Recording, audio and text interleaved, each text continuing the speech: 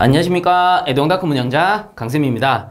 자, 이번 시간에는 2021년 2회차 공준행동기계 기능사 동영상 복원 문제 한번 보도록 하겠습니다.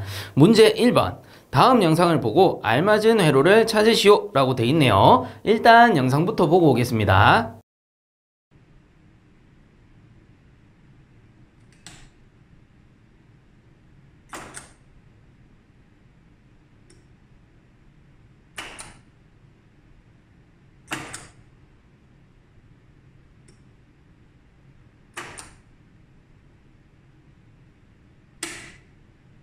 자, 영상들 보고 오셨는데요. 해당 영상 간단하게 설명을 드리자면 최초의 차단기를 올렸을 때는 아무런 동작이 없습니다. 자, 그 상태에서 PBS 녹색 버튼을 눌러요.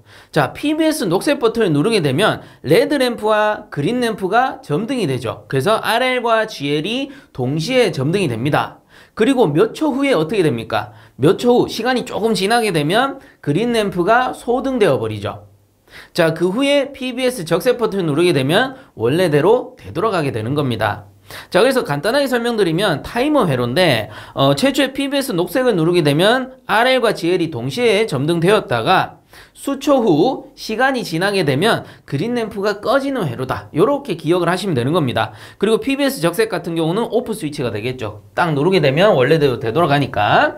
자, 그래서 해당 영상과 알맞은 회로 같은 경우는 요 회로가 됩니다. 요 회로. 이게 뭡니까? 가 회로가 되는 거예요. 그래서 답은 가 회로인데, 자, 요 해당 회로를 간단하게 해석을 해보면 되겠죠. 자, 최초에 차단기를 딱 올리게 됩니다. 차단기를 올리게 되면, 자, 아래쪽이 아웃라인이라고 할게요. 아웃라인 쪽으로는 전기가 다 들어오는 상태가 되겠고요. 그 다음에 위쪽이 인라인이 됩니다. 인라인 쪽으로 전원이 딱 들어오는데, 자, 요거 B접점이니까 통과하죠. 통과해서 쭉 다 들어오게 됩니다. 그 다음 밑에 접점들을 확인해야 되죠. 자, PBS 녹색 버튼 A접점. MCA 접점, MCA 접점이니까 자, 차단기만 올렸을 때는 아래 위로 전원은 들어가지만 통과해서 아래쪽 회로로 내려가는 전원은 없다라는 겁니다. 즉 아무것도 아직까지는 동작하지 않는다라는 소리예요. 자, 그 후에 우리가 PBS 녹색 버튼을 탁 누르게 되면 어떻게 됩니까? PBS 녹색 버튼이 붙으면서 전기가 이렇게 쭉 들어가게 되겠죠. 그러면 MC가 ON 하게 되는 겁니다. 자, 이 MC의 전원이 ON 하게 되면 어떻게 됩니까? MC의 A 접점들이 모두 여자 되겠죠. 딱 붙어버립니다. 붙어서 자기 유지하게 되는 겁니다. 그러면 우리가 PBS 녹색 버튼을 눌렀다가 손을 떼더라도, 자, 요거를 손을 딱 떼더라도 여기는 열려서 차단되지만 요게 여자되어 있으니까 전원이 이런 식으로 통해서 유지가 된다. 온 상태가 유지가 된다라는 거겠죠. 그러면 우리가 PB 녹색을 눌렀을 때 동시에 여기도 붙으니까 전원이 이렇게 들어가면서, 자, 이렇게 양쪽으로 나눠지겠죠. 자, 이거는 타이머 B접점이기 때문에 당연히 전원이 이렇게 통해서 들어가게 되는 겁니다. 즉 녹색 버튼을 누르게 되면 MC ON, 그 다음 전원 들어가니까 타이머 ON, 레드 램프 ON, 그린 램프 ON 되는 겁니다. 자, 첫 번째 동작이죠. PBS 녹색 버튼 눌렀을 때 레드 램프와 그린 램프가 점등이 된다. 우리가 시각적으로 봤을 때는 이렇게 점등이 되는 겁니다. 자, 그리고 수초 후에 그린 램프가 꺼진단 말이에요. 그 이유는 뭡니까? 우리가 요 타이머의 한시 접점, B접점을 사용을 했죠. 즉 이런 겁니다. 제가 만약에 타이머에 시간을 세팅을 해요. 시간을 예를 들어 3초를 딱 세팅을 합니다. 그럼 최초에 녹색 버튼을 누르게 되면 전원이 타이머 쪽에도 들어가고 레드램프, 그린램프에도 동시에 들어가게 되는 거죠. 자, 이렇게 전원이 들어간 순간부터 타이머는 3초를 카운팅 하겠죠. 즉 3, 2, 1 우리가 해당 시간이 지나면은 B접점이 그때 열리는 겁니다. 요게 타이머 한시 접점이죠. 그래서 우리가 녹색 버튼 딱 누르게 되면 이렇게 전원이 통하면서 타이머, 레드램프, 그린램프 동시에 전원이 들어가면서 시각적으로는 레드램프, 그린램프가 점등되고, 그 후 우리가 3초를 세팅했다면 3초 후에 1, 2, 3초 후에 요 B접점이 열려버린다 라는 거죠. 이게 3초 후에 열려버리니까 시간이 조금 있다가 그린램프가 오프가 되는구나, 요렇게 볼 수가 있다 라는 겁니다. 자, 그 후에 PBS 적색 버튼을 누르는 거죠. 적색 버튼 탁 눌러버리면, 자, 메인 전원이 들어오는 메인 전원이 딱 차단돼 버리잖아요. 그럼 뒤쪽에 전원이 다 차단되겠죠. 그래서 원래대로 되돌아갑니다. MCA 접점 열려버리고요. PBS 뭐 누를 필요 없고, 자, MC 오프, 타이머 오프, 레드램프 오프, 그린램프 오프 되고요. 타이머가 오프 되었으니까 당연히 비접점도 원위치 요렇게 붙어버리게 된다. 원래대로 되돌아간다 라는 겁니다. 자, 그래서 우리 해당 영상과 알맞은 회로 같은 경우는 여기 지금 보고 계시는 가 회로가 되는 것이고요. 나 회로는 왜 안 됩니까? 나 회로는 잘 살펴보시면 타이머의 접점을 보셔야 돼요. 타이머가 B접점이 아니고 A접점을 썼다라는 겁니다. 자, 여기서 한번 볼게요. 물론 회로는 다르지만 동작은 거의 원리가 비슷하기 때문에 제가 요거를 B접점이 아닌 타이머 A접점으로 수정해서 한번 해독을 해드리도록 하겠습니다. 자, 요거는 가회로 상관없고요. 나회로의 A접점을 설명하기 위함입니다. 자, 그래서 요렇게 만약에 타이머가 A접점인 경우에는 나머지는 똑같습니다. 타이머도 마찬가지 3초를 세팅했어요. 그러면 이 상태에서 PBS 녹색 버튼, 전원 버튼을 딱 눌러버리면 온 버튼이죠. 요걸 딱 붙으면서 통하고 MC 온 하게 됩니다. 자, A 접점들 다 붙겠죠. 이렇게 붙어서 여자 됩니다. 그럼 전원 통하니까 온 하고 자, 잘 보셔야 돼요. 이렇게 통해서 들어갔기 때문에 타이머 온 되고 레드램프 온 되지만 자, 타이머 요거 A 접점이라고 했잖아요. 그럼 이쪽으로는 전원이 못 들어가는 거죠.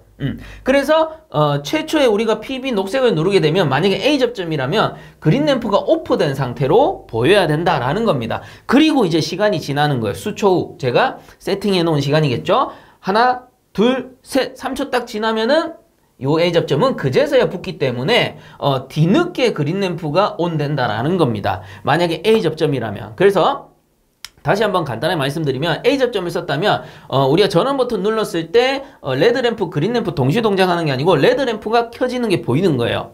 그리고 그 상태에서 3초 후에 그린램프가 뒤늦게 켜지는 거다라는 거예요. 요게 이제 타이머 A 접점의 역할인 거고 우리 가회로 같은 경우는 타이머가 B 접점이기 때문에 어떻습니까? 최초에 우리가 전원 버튼 딱 놓게 되면은 레드램프와 그린램프가 자, 전원이 통하죠. B 접점이니까 동시에 들어왔다가 세팅한 시간 예를 들어 3초다. 3초 후에 그린램프는 꺼지게 된다. 왜? 요게 열려버릴 테니까. 자, 요렇게 해석을 하셔야 된다라는 거예요. 자, 그래서 1번 문제에 해당 영상과 알맞은 회로는 가회로가 되겠더라라는 겁니다. 자, 그 다음 2번 문제 보겠습니다. 다음 영상을 보고 가, 나, 다의 알맞은 기호를 보기에서 찾아 쓰시오 라고 돼 있네요. 일단 영상부터 보고 오겠습니다.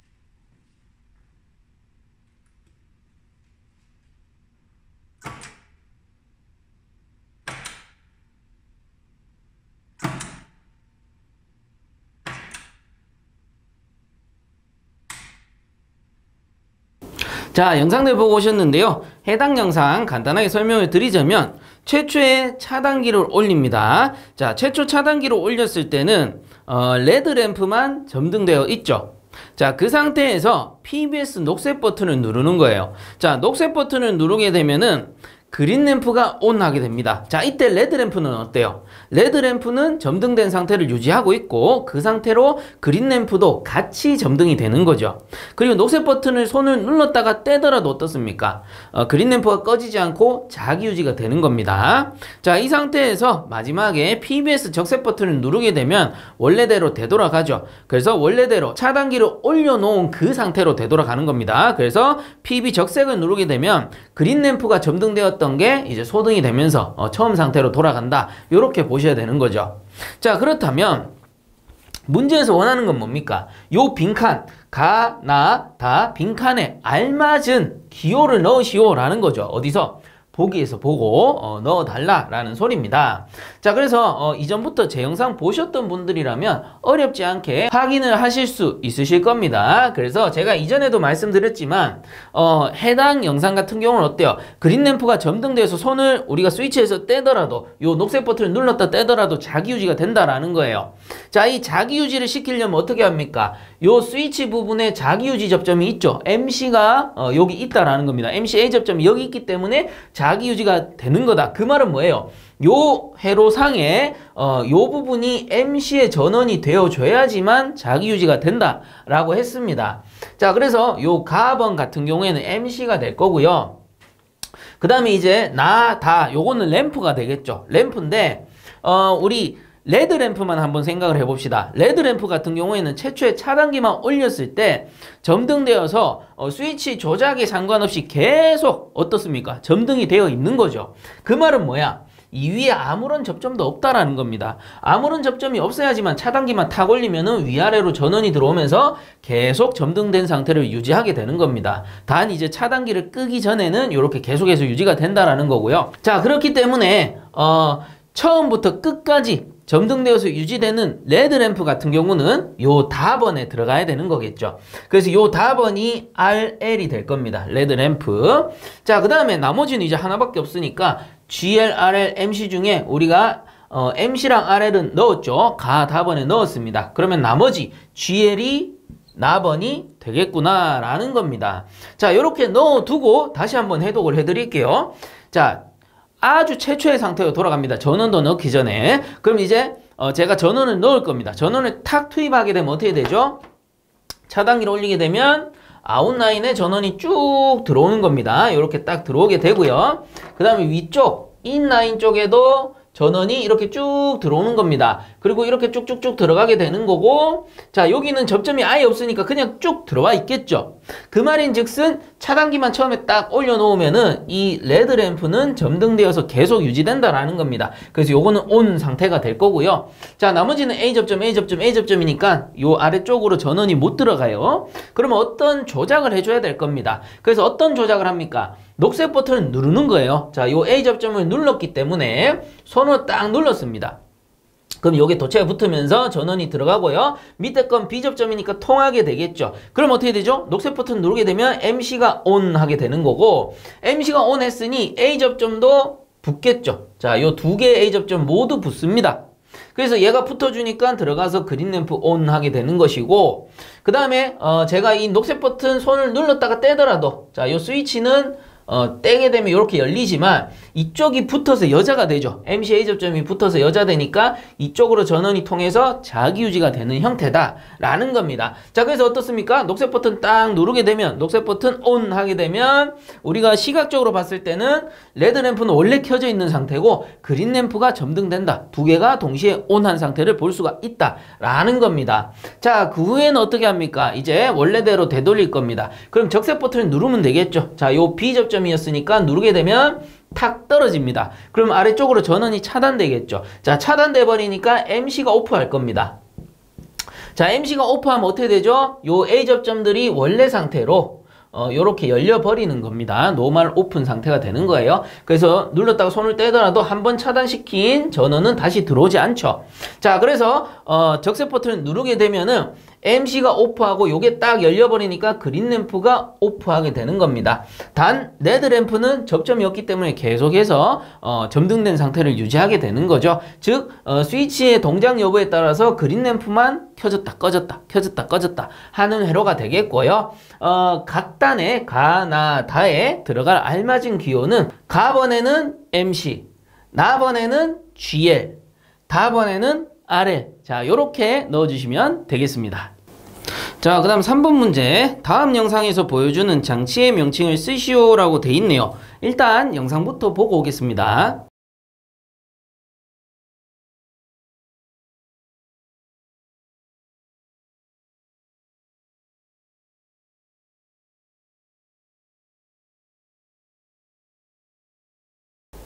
자, 영상들 보고 오셨는데 해당 문제 같은 경우는 진짜 많이 나왔죠. 그냥 맞추라고 주는 문제입니다. 답은 스크류 압축기. 자, 그 다음 4번 문제. 다음 영상을 보고 배관이 멈춘 상태에서 가의 평면도를 그리시오라고 돼 있네요. 일단 영상부터 보고 오겠습니다.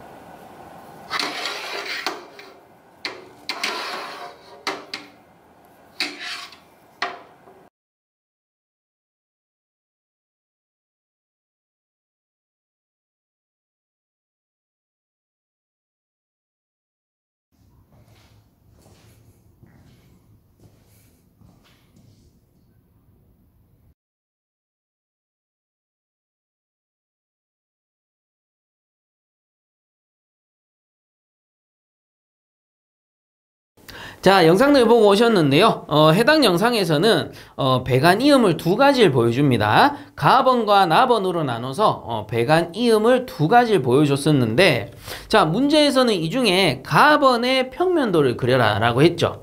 자, 그래서 여러분들 평면도라는 게 뭡니까? 작품이 있으면 위에서 내려다본 상태에서 그려라 라는 겁니다. 즉 화면상 여러분들이 보이는 상태, 화면상 보이는 상태에서 그리는 거는 정면도예요. 정면에서 보고 그린 거니까. 자, 정면에서 보고 그린 게 아니고 평면도란 건 뭐죠? 자, 정면을 기준 위에서 내려다본 형태로 그려라 라는 거죠. 즉 현재 보이는 작품을 위에서 내려다 봤을 때 투상한 모양이다 라고 생각을 하시면 되는 겁니다.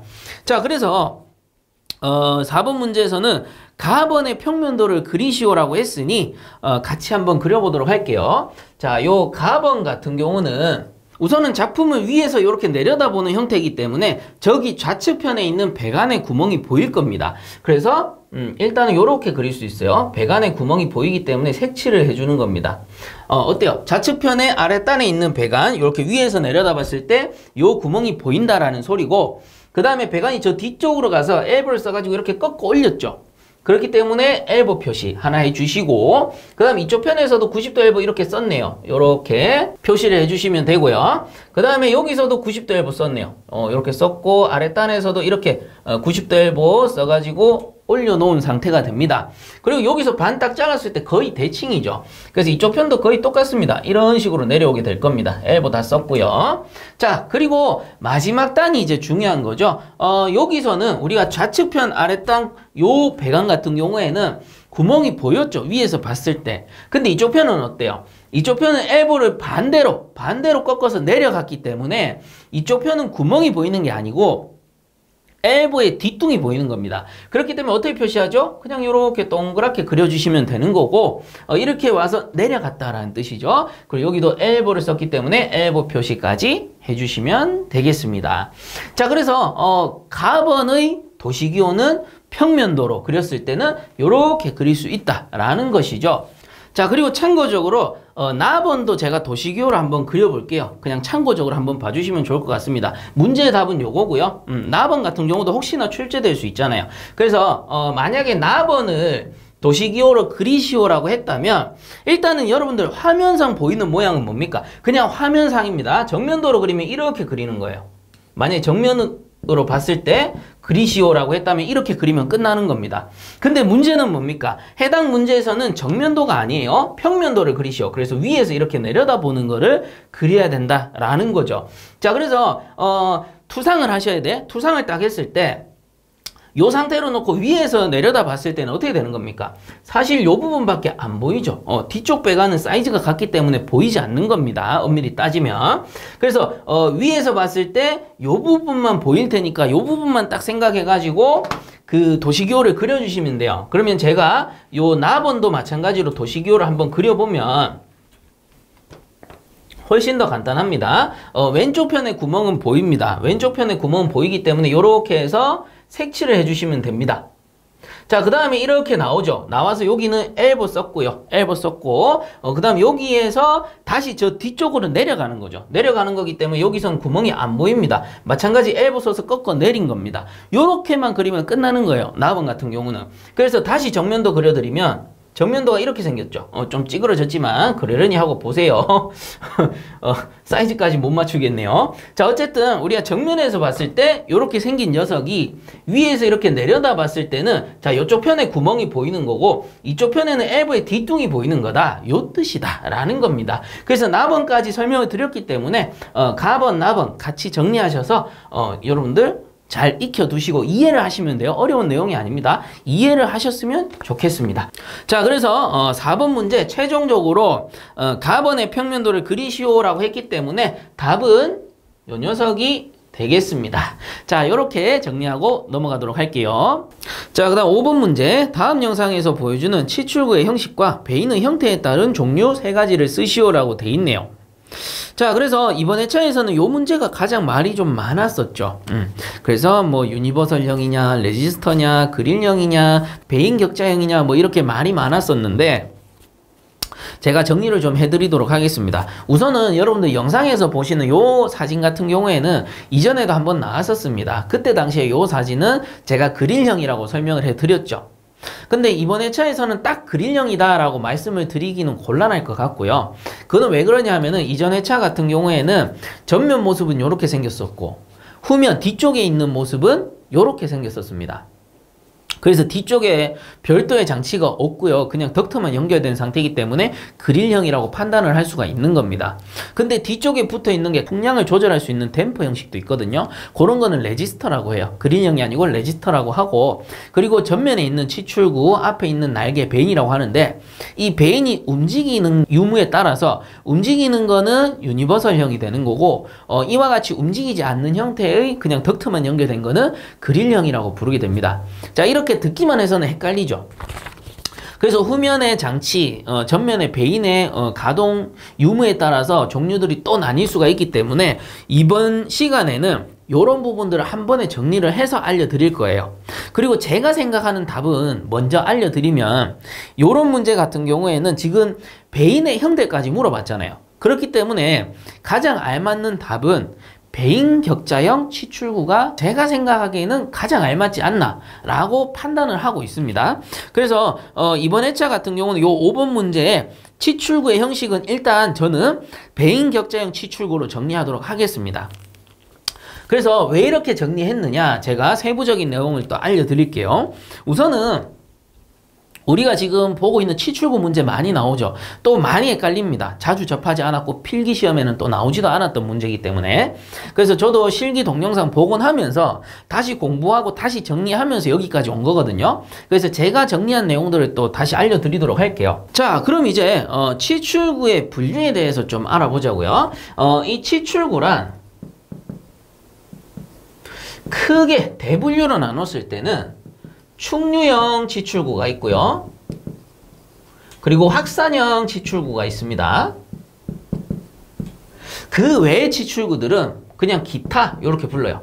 기타 치출구 혹은 뭐 특수형, 특수한 형태의 치출구 이렇게 부릅니다. 자, 이 말은 무슨 말이냐면은 치출구를 크게 대분류로 나눴을 때는 그 기본 형태가 충류형과 확산형이 있는 것이고, 그 외의 것은 그냥 기타 혹은 특수한 형태로 본다라는 뜻이에요. 그리고 이렇게 분류를 하기 때문에 통상 우리가 문제를 풀어보면 대부분 치출구라 함은 기본 형태, 충류형 혹은 확산형 치출구를 많이 다루고 있다라는 겁니다. 자, 그렇기 때문에 이번 문제에서도 마찬가지로 요 기타 형태, 특수 형태는 생략을 하고 제가 설명을 해드리도록 하겠습니다. 현재까지 문제에서 큰 빈도를 차지하지 않고 있기 때문에 제가 이렇게 설명을 드리는 것이고, 혹시나 우리가 동영상 복원을 함에 있어서 여러분들이 시험 봄에 있어서 특수한 형태의 치출구가 나온다면 그때 조금 더 심도 있게 다뤄드리도록 하겠습니다.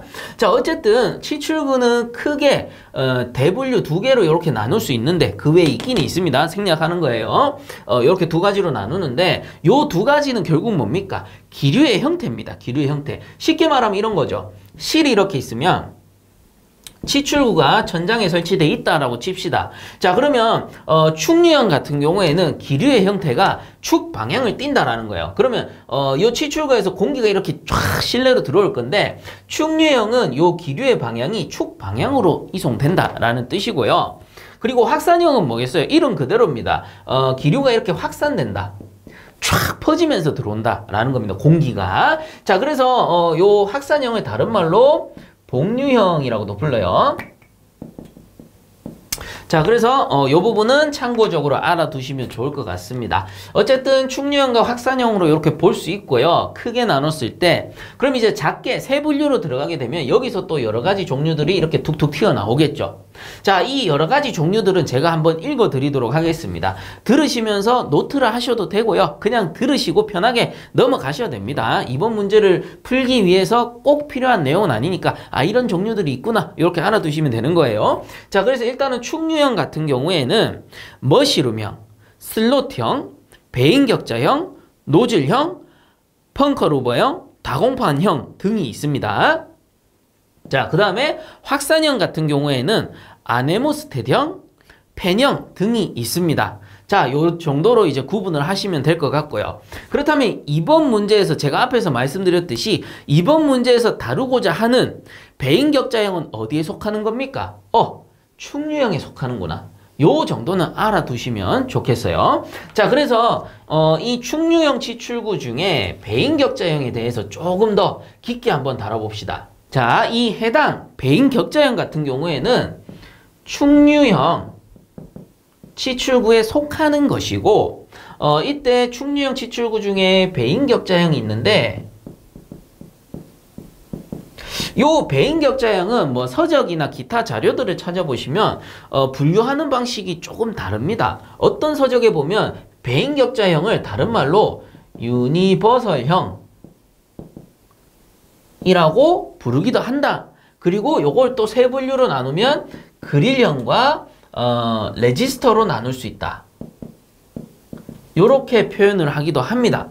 근데 이게 틀린 거는 아니에요. 맞는 말이에요. 요것도 맞다고 볼 수 있고요. 근데 이번 문제, 해당 5번 문제의 배인 격자형을 풀이하기 위해서, 즉 배인의 형태까지 나누기 위해서는 요런 식으로 분리하는 것보다는 자, 배인 격자형을 일종의 충류형 중에 배인 격자형을 해당 문제에서는 일종의 대분류로 봅시다. 일종의 요 배인 격자형만 별도로 보는 거예요. 제 말은. 그럼 요 배인 격자형 안에는 세 분류로 나눴을 때 유니버설형이 있고요. 그릴형이 있고요. 그리고 레지스터가 있다. 요렇게 나누도록 하겠습니다. 요렇게 나눴을 때 해당 문제를 풀기가 수월해집니다. 그래서 왜 배인격자형을 다른 말로 유니버설형이라고 하는지는 제가 차차 설명을 드리도록 하겠습니다. 자, 그래서 일단은 요 배인격자형이라는 거는 쉽게 말하면 그냥 말 그대로예요. 이 치출구가 앞에서 딱 봤을 때 배인격자형을 띠고 있다는 겁니다. 그럼 어떻게 생겼겠어요? 요렇게 해가지고 이런 식으로 배인이 붙어 있고요. 그리고 뒤쪽에 배인을 잡아주는 일종의 축이 있겠죠. 이런 식으로 생겼다라는 겁니다. 그래서 이걸 뭐라고 그래요? 배인격자형 치출구라고 부르는 거예요. 말 그대로 배인격자형으로 생겼거든요. 자, 그러면 이 배인격자형 안에서 세 분류로 나눴을 때 유니버설, 그릴, 레지스터로 또 나눌 수 있다라는 건데, 자, 이거는 뭐냐면은요. 우선은 그릴형이 가장 기본적인 형태라고 보시면 돼요. 그릴형은 말 그대로 앞에 배인만 딱 설치되어 있는 형태. 그래서 이전에 우리가 그릴형 그 치출구 문제 봤을 때 전면 그릴을 보여줬고요. 그 다음에 후면에는 뭐가 있었어요? 그냥 덕트가 들어가는 구멍밖에 없었죠. 아무런 장치가 없습니다. 자, 그거를 그릴형이라고 부릅니다. 아직까지 이해가 안 간다고요? 그러면 차차 계속 들어보세요.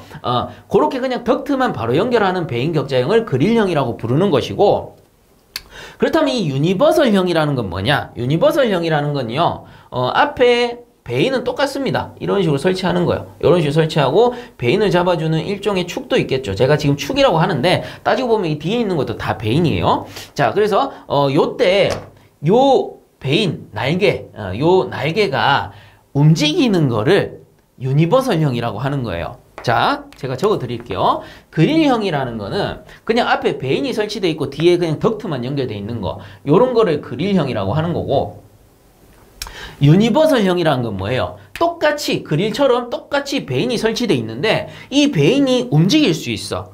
자, 요런 거를 유니버설형 이라고 부른다라는 겁니다. 그럼 두 개의 차이점은 뭘까요? 그릴형은 그냥 말 그대로 공기가 배인 사이로 지나오면서 치출되는 형태죠. 근데 유니버설 같은 경우에는 만약에 이 가로 날개가 이렇게 위아래로 움직인다라고 하면은 풍향을 조절할 수 있죠. 풍향을 위아래로 조절할 수가 있는 겁니다. 자, 이렇듯 풍향을 어떻게 조절하죠? 앞에 있는 배인을 움직임으로써 조절할 수 있는 형태를 유니버설형 치출구라고 부른다 라는 겁니다. 자, 그리고 그릴형을 다른 말로 고정 날개형 또는 고정 배인형이라고 부르고요. 유니버설형을 다른 말로 가동 배인형 또는 가동 날개형 이렇게 부르기도 한다라는 겁니다. 이해가 가시죠? 자, 앞에 있는 배인이 그냥 붙어 있느냐 아니면 움직이느냐에 따라서 고정이냐 가동이냐 이렇게 나눌 수가 있다라는 겁니다. 이때 고정은 그릴형이고 가동은 유니버설형이다. 요렇게 구분하시면 되는 거예요.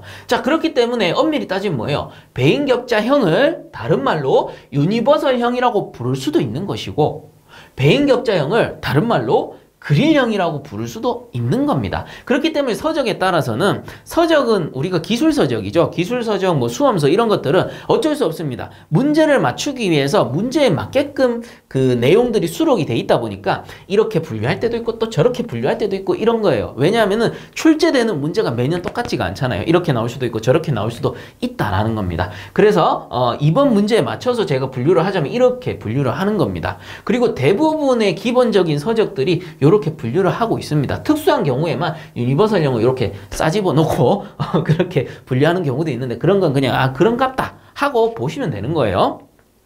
자, 그렇다면 이제 하나 남았죠. 레지스터라는 건 도대체 뭐냐? 자, 레지스터라는 거는 그릴형이든 유니버설형이든 상관없습니다. 다 설치할 수 있어요. 뭐를 설치할 수 있느냐? 자, 유니버설형 요 치출구를 제가 이렇게 옆으로 한번 돌려볼게요. 옆으로 돌리게 되면 요 치출구가 이렇게 옆으로 돌려서 생겨 먹었을 거고요. 그리고 요 이제 베인이 설치되어 있죠. 베인이 이렇게 옆으로 설치가 될 겁니다. 이런 식으로 설치가 돼 있을 거예요. 그래서 요걸 조금 더 입체적으로 이렇게 그릴까요? 이런 식으로 한번 그려볼게요. 그럼 베인도 마찬가지 이렇게 설치가 돼 있을 겁니다.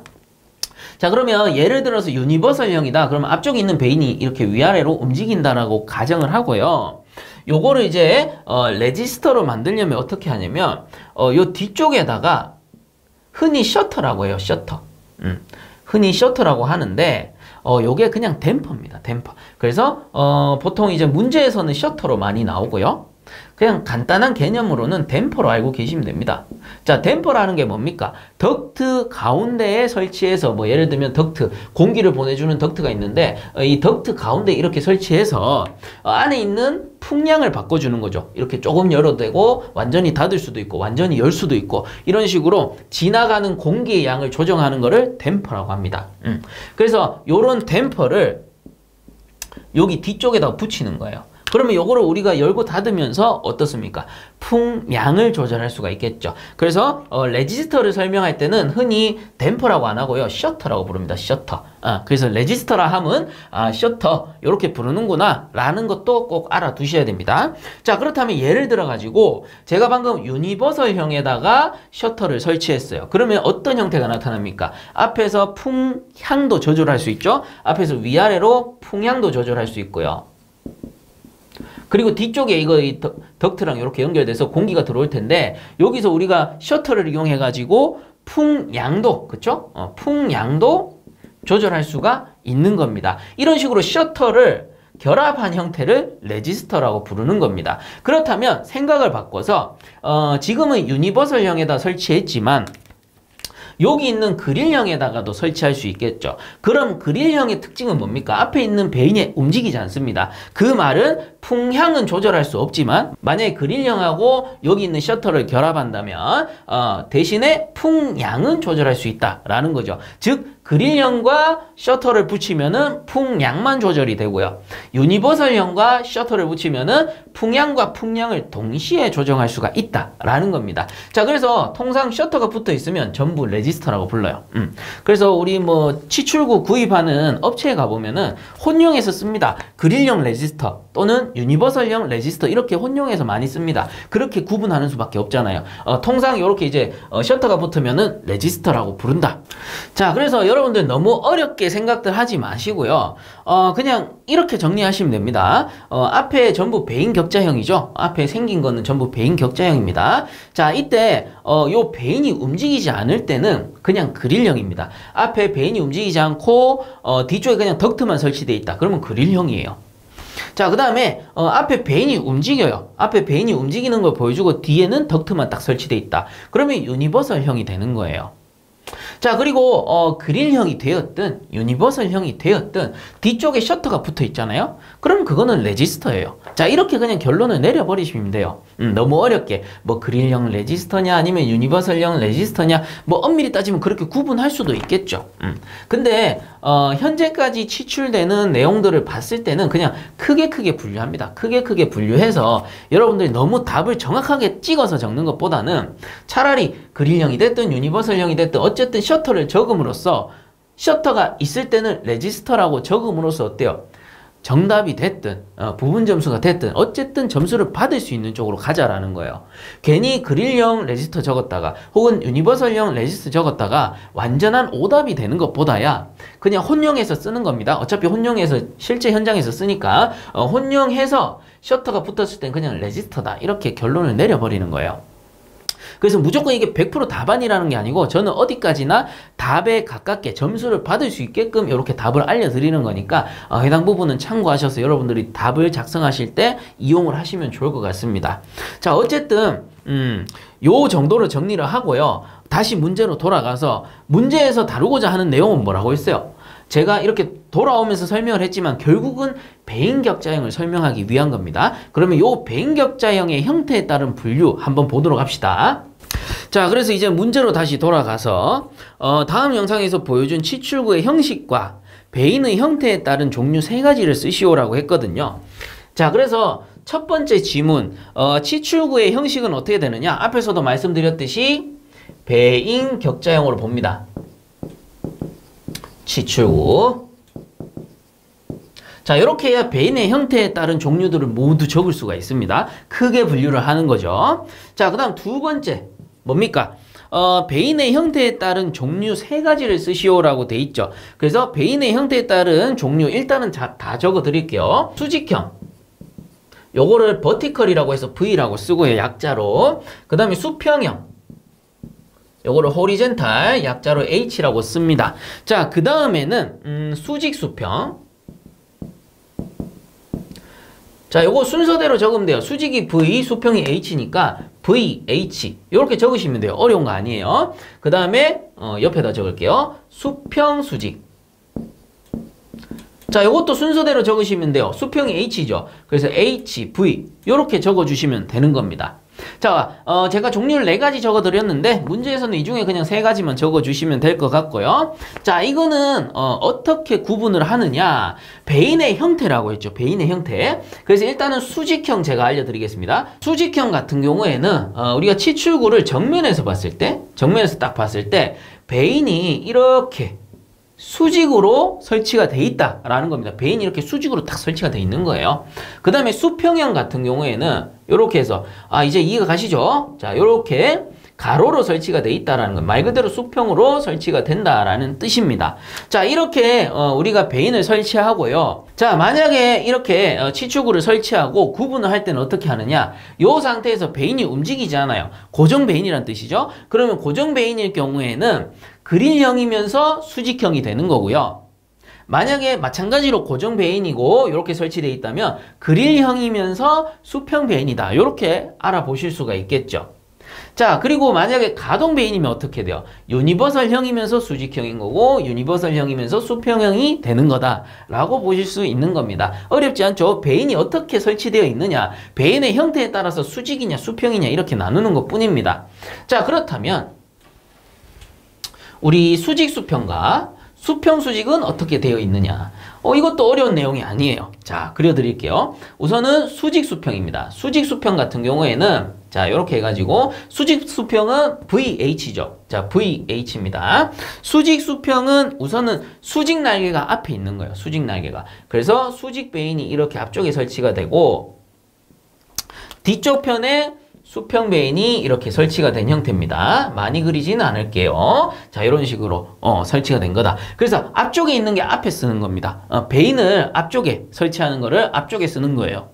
자, 그래서 앞쪽에 베인이 수직이니까 수직, 뒤쪽에 있는 게 수평이니까 수평, 요렇게 설치한다 라는 거죠. 자, 그렇다면 수평 수직은 뭐겠어요? 수평 수직은 요렇게 해가지고 수평 수직은 요렇게 해서 수평이 앞에 있네요. 그럼 수평 날개를 요렇게 앞쪽에 설치하고 그 다음에 수직 날개, 수직 베인을 뒤쪽에다가 이렇게 설치를 한 형태가 되겠죠. 그래서 요거를 수평 수직 형태다라고 보는 겁니다. 자, 그래서 여기서 이제 참고적으로 그릴형 같은 경우에는 고정 베인이기 때문에 상관이 없는데 우리 만약에 유니버설형 같은 경우에는 가동 베인이라고 했죠. 움직인단 말이에요. 그러면 이 수직 수평 같은 경우에는 앞쪽에 있는 수직 날개가 움직이고요. 그 다음에 수평 수직 같은 경우에는 앞쪽에 있는 수평 날개가 움직이는 형태입니다. 만약에 가동 베인이라고 한다면 가동 베인이 뭐예요? 유니버설형이다 라는 뜻이죠. 자, 그렇기 때문에 수직 수평 같은 경우에는 이 풍향을 좌우로 바꿀 수가 있는 것이고,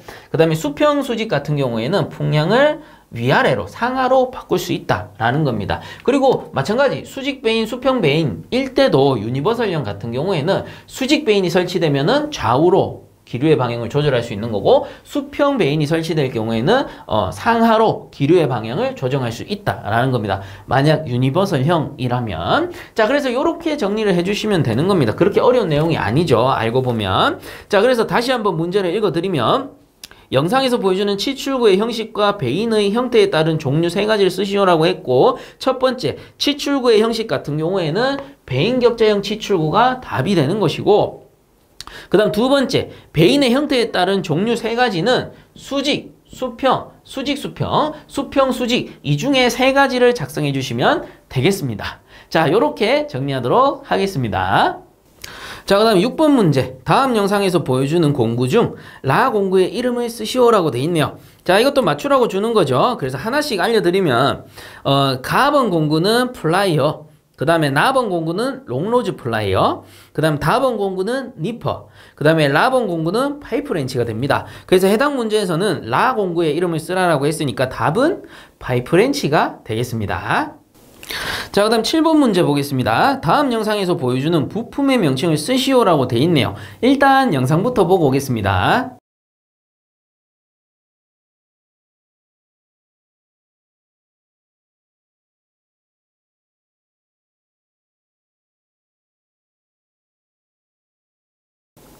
자, 영상들 보고 오셨는데요. 해당 영상에서 보여주는 부품의 명칭은 이전에도 한번 나왔습니다. 답은 부저가 되겠네요. 자, 그 다음 8번 문제. 다음 영상을 보고 중앙식 공기조화기 내부장치 5가지를 쓰시오. 단, 배관 덕트 댐퍼 등은 제외한다라고 돼 있네요. 일단 영상부터 보고 오겠습니다.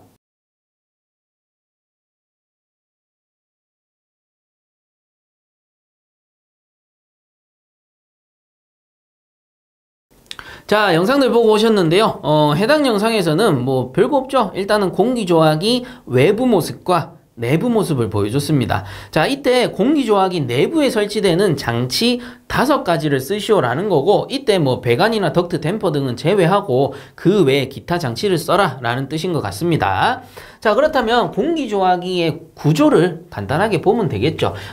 필기 이론 정도 가신 분들이라면 대략적으로 감을 잡으실 겁니다. 자, 그래서 공기조화기가 이렇게 있다면 우선은 외기가 이렇게 도입이 될 겁니다. 외기가 도입이 되고 외부에 있는 공기입니다. 외기가 도입이 될 것이고, 외부 공기가 바로 도입돼 버리면, 실내로 바로 도입돼 버리면 어떻게 돼요? 외기에 섞여 있는 먼지 이물질들이 바로 들어올 수가 있겠죠. 자, 그래서 처음에 어떻게 합니까? 필터를 설치합니다. 필터. 자, 그래서 요거를 뭐 필터라고도 하고 공기 여각이라고도 해요. 자, 그래서 저는 공기 여각이라고 일단 적도록 하겠습니다.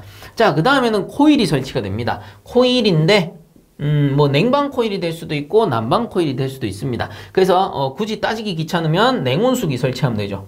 냉온수기 설치해가지고 배관을 이렇게 코일 형태로 순환을 시키는 거겠죠. 그러면 온수가 들어가게 되면은 난방이 되는 거고, 냉수가 들어가게 되면은 냉방이 된다라고 보시면 되는데, 자, 이번 문제에서 이런 경우 있어요. 이렇게 쓰신 분들도 분명히 있을 겁니다.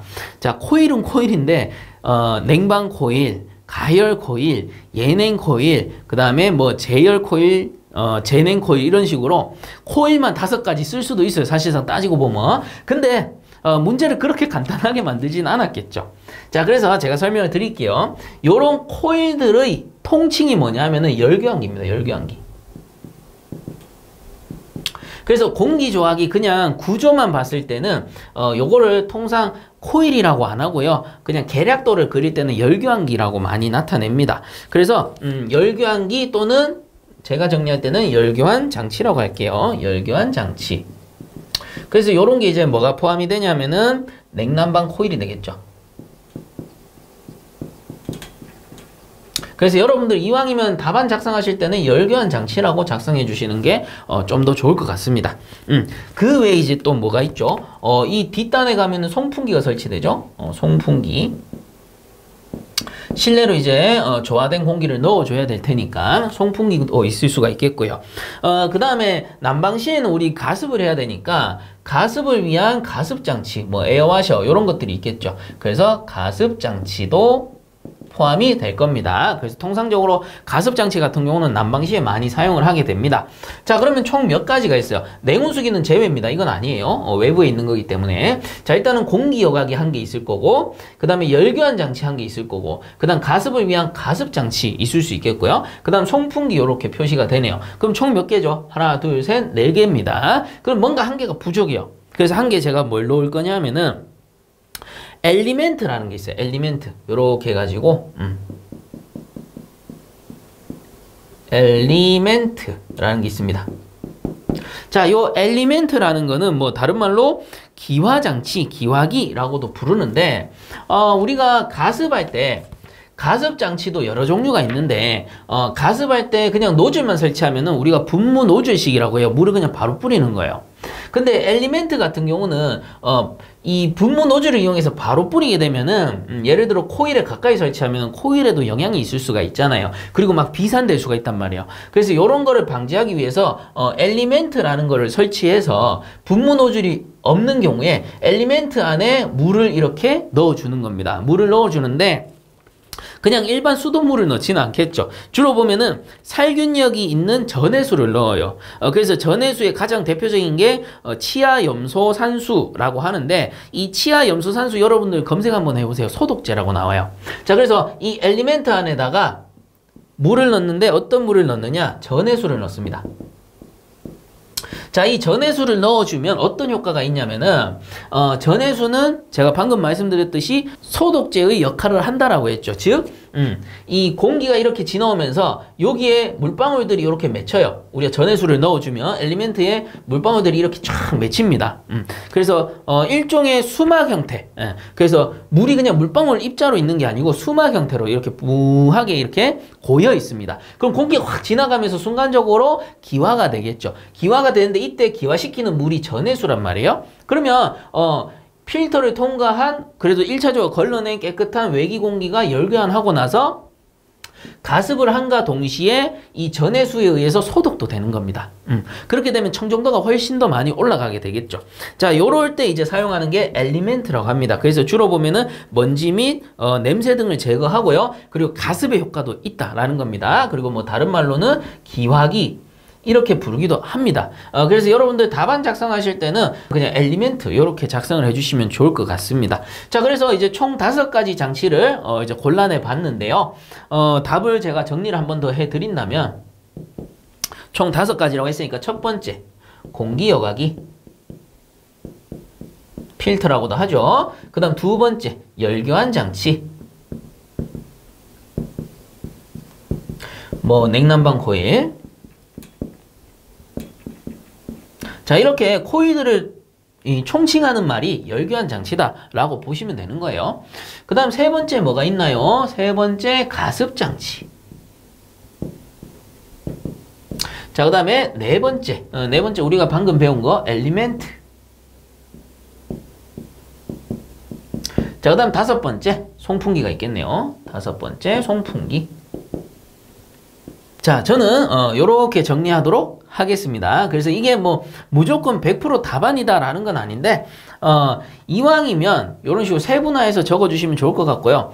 냉방 코일, 난방 코일, 재냉 코일, 제열 코일 이런 식으로는 적지 않으셨으면 좋을 것 같아요. 그래서 아무래도 이렇게 정리하는 게 그래도 답안에 가깝지 않을까 생각이 됩니다. 자, 이렇게 해서 8번 문제도 정리하도록 하겠습니다. 자, 그 다음 9번 문제. 다음 영상을 보고 작업자가 하고 있는 이음 방법을 쓰시오 라고 돼 있네요. 일단 영상부터 보고 오겠습니다.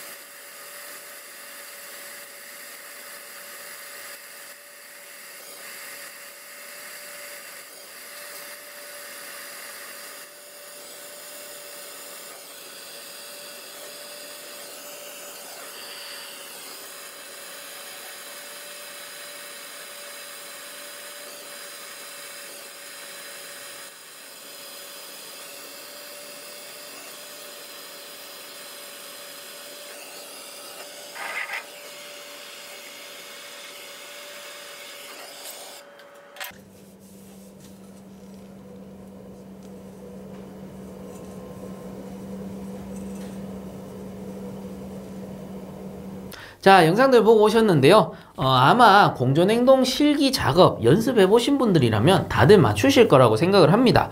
그래서 이거 이음 방법은 뭡니까? 용접이음이죠. 용접이음. 근데 이제 중요한 거는 용접봉을 잘 보셔야 돼요. 그래서 용접할 때 동간끼리 용접을 하고 있고요. 그 다음에 용접봉 같은 경우는 그 무슨 용접봉입니까? 해보신 분들 알죠? 은납봉입니다. 자, 그렇기 때문에 여러분들 답안 작성하실 때는 용접, 이음 하시고 댐도 적어주세요. 은납댐. 요렇게 정리를 해주시면 좋을 것 같습니다. 자, 그 다음 10번 문제. 다음 영상을 보고 가나 공구의 명칭을 쓰시오라고 돼 있네요. 일단 영상부터 보고 오겠습니다.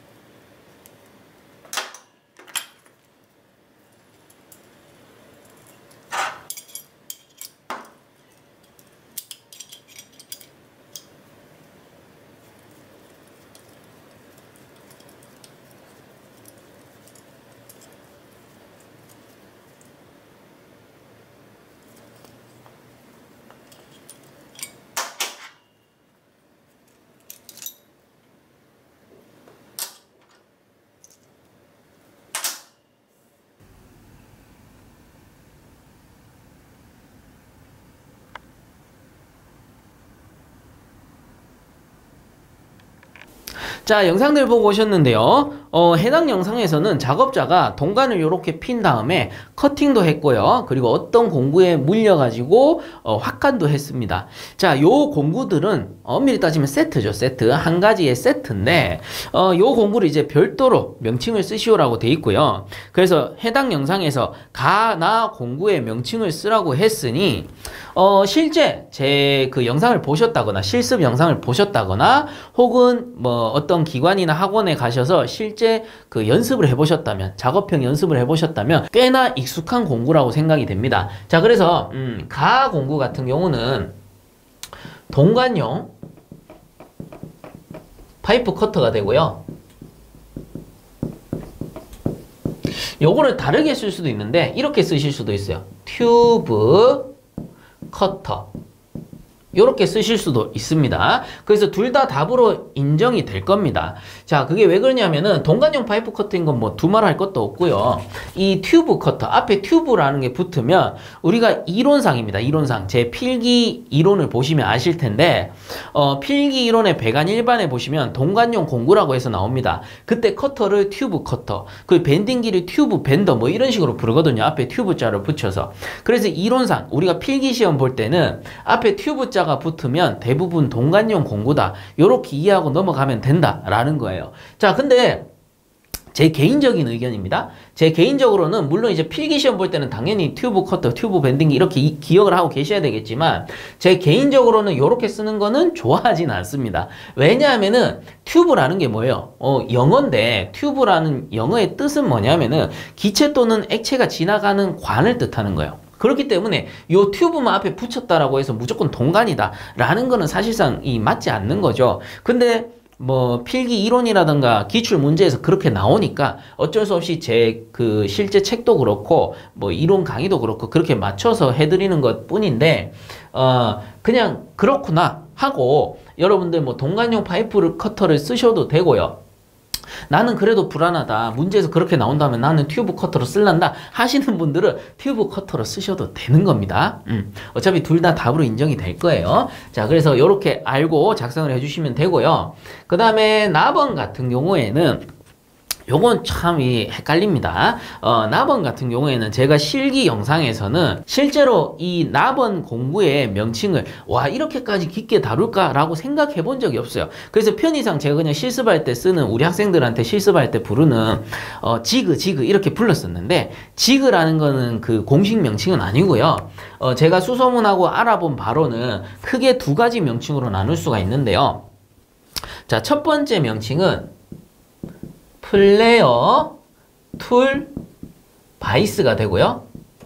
자, 플레이어 툴 바이스. 누가 봐도 플레이어에 쓰는 거죠. 플레이어 툴에 쓰는 겁니다. 자, 그리고 두 번째 명칭은 이것도 마찬가지. 튜브 바이스. 라고 부르기도 한다라는 겁니다. 튜브 바이스. 이해 가시죠? 왜? 앞에 튜브자 붙이면 이론적으로는 동관용 공구로 인식을 하고 있기 때문에 튜브 바이스라고 쓰셔도 된다라는 거예요. 자, 그래서 가나 공구의 명칭은 저는 이렇게 정리합니다. 동관용 파이프 커터 플레이어 툴 바이스라고 정리를 하고요. 여러분들 만약에 그게 찝찝해요 하시는 분들은 이론상 그 명칭 튜브 커터, 튜브 바이스라고 쓰셔도 되는 겁니다. 자, 그리고 한 가지 더 나온 김에 설명을 드릴게요. 총 제가 3가지 공구를 보여드렸는데 영상에서 일단 가나는 제가 알려드렸고요. 이제 나머지 확간할 때 이제 실제로 쪼이는 그 공구의 명칭은 뭘까? 제가 임의적으로 요거를 다 공구라고 한번 해보겠습니다. 다 공구라고 하고요. 그래서 요 다 공구 같은 경우에는 정식 명칭은 플레이어 툴입니다. 플레이어 툴. 그래서 실제로 이제 플레이어를 내는 부분이 바로 요 공구 부분이기 때문에 요 녀석을 엄밀히 따져서 플레이어 툴이라고 불러요. 그리고 요 플레이어 툴 말고 우리가 흔히 말하는 제가 보여드린 요 영상의 공구는 뭐예요? 얘들을 다 함께 넣어둔 세트입니다. 그래서 요걸 포괄해서 플레이어 툴셋이라고 부르죠. 그리고 플레이어 툴셋 안에는 동관용 파이프 커터도 있고 플레이어 툴 바이스도 있고 플레이어 툴도 있는 겁니다. 그리고 참고적으로 동관용 파이프 커터가 없는 녀석도 있어요. 모델에 따라서는 없는 녀석도 있습니다. 그래서 요거 두 개를 묶었다면 흔히들 플레이어 툴셋이라고 부르는데 플레이어 툴만 별도로 나온 공구도 있습니다. 근데 요 공구는 실제로 좀 고가예요. 고가라서 실제 우리 에어컨을 설치하거나 냉동기를 취급하시는 분들이 사용하는 공구인데 나팔관을 낼 때 사용하는 그 플레이어 툴만 별도로 되어 있는 요런 공구도 있다라는 거 참고적으로 알아두시기 바랍니다. 혹시나 이 다음에 문제에서 또 나올 수도 있잖아요. 자, 그래서 다번 공구 같은 경우에는 플레이어 툴이라고 합니다. 문제에서는 안 나왔지만 혹시나 이 다음에 나올 수도 있기 때문에 제가 알려드리는 거고요. 그리고 이렇게 알려드리면서 한 가지 제가 사과를 드려야 될 부분이 있죠. 뭐냐면은 제가 실기 영상 촬영할 때 작업형 영상 촬영할 때 이 플레이어 툴 바이스를 지그라고 불렀었고 그리고 플레이어 툴을 뭐라고 불렀냐? 요거를 E형 핸들이라고 불렀어요. E형처럼 생겼다. 이 영어 알파벳 E처럼 생겼다고 E형 핸들이라고 제가 임의적으로 불렀는데 문제에서 이렇게 다뤄질 줄 모르고 그냥 제가 평소에 쓰는 대로 부른 명칭입니다. 그래서 그 명칭은 맞는 명칭이 아니고요. 그냥 제가 실습하다가 이렇게 습관적으로 내뱉는 이 명칭들이니까 그 명칭으로 기억하지 마시고 만약에 문제 안 나왔다면 문제가 없는데 문제 이렇게 다루어지기 시작했으니까 제가 정정을 해드리는 겁니다. 그래서 다시 한번 죄송하다는 말씀을 드리고요. 지그 아니고 E형 핸들 아니고요. 플레이어 툴 바이스 또는 플레이어 툴 이렇게 정리를 해주시면 좋을 것 같습니다. 자, 그래서 10번 문제까지 이렇게 정리를 하도록 하고요. 이번 회차도 여기서 마무리하도록 하겠습니다. 본 영상이 도움되셨다면 구독과 좋아요 한 번씩 부탁드리겠고요. 수고들 많이 하셨습니다.